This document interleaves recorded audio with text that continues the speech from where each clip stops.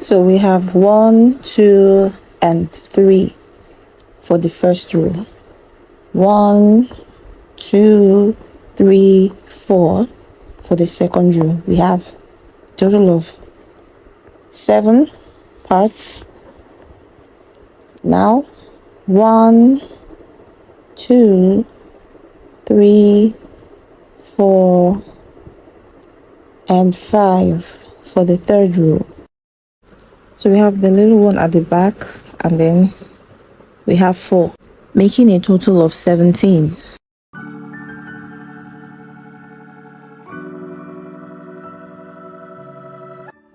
Hi, my name is Gertrude and welcome back to my channel. I always leave my hair in protective styling, and this time around I decided to do braids as opposed to twists, just so I could get it a bit stretched. If you haven't already, please hit the subscribe button, hit the like button, so you don't miss a video anytime I post. And without further ado, let's get started. I love how this scrunchie doesn't snag my hair. It just holds everything in place.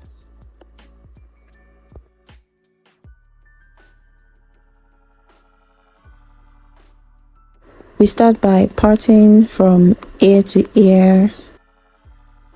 If you're doing this yourself, it's going to be a bit tough because obviously you can't see the back of your head. So I'm just feeling with my fingers.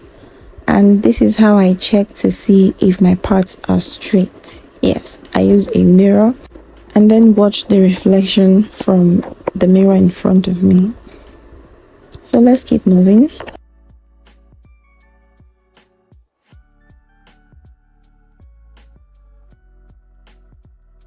I'll be using a spray bottle, some shea butter.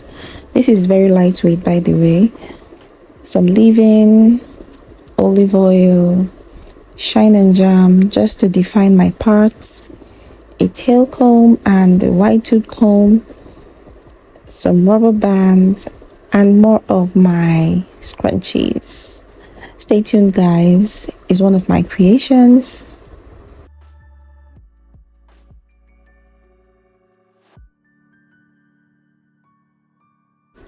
I'm basically trying to get some moisture in by spraying some water, using some shea butter, and then sealing it in with my oil.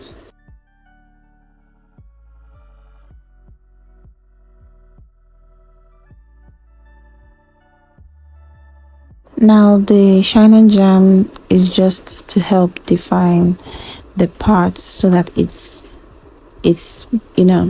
very clean and very neat. Although I don't really like gel in my hair, so I did not use much of this to define my parts. So now I'm just going to let you watch the video.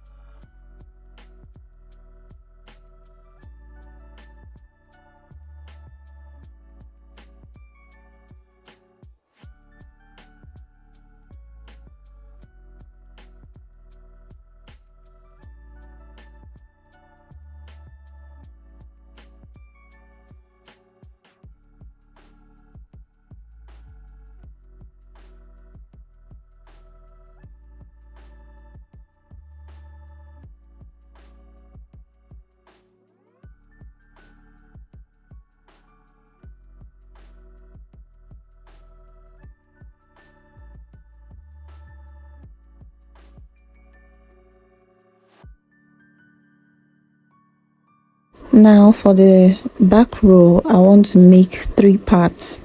So I just start by parting it into 2 first, and then taking out something small from the first part.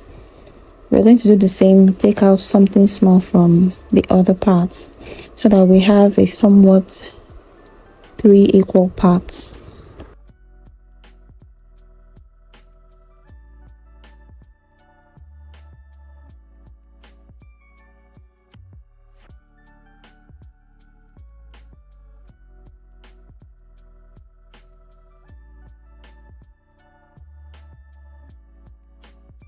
For the second row, I just part right on top of the center parts that I have below.